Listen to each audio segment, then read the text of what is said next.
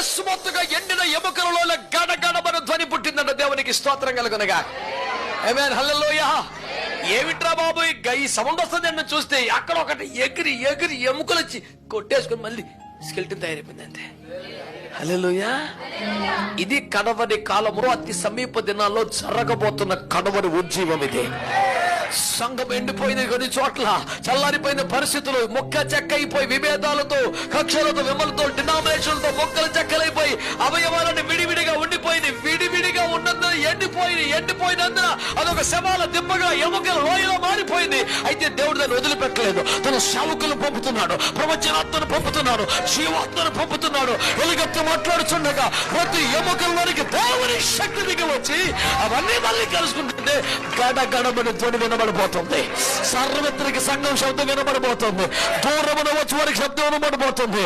ఒక ఉద్యమం వచ్చిందంటే, పెనుగాలి వీచిందంటే, ఎముకలు కలుసుకున్నాయంటే దూరమునకు శబ్దం వినబడి తీరుందంతే.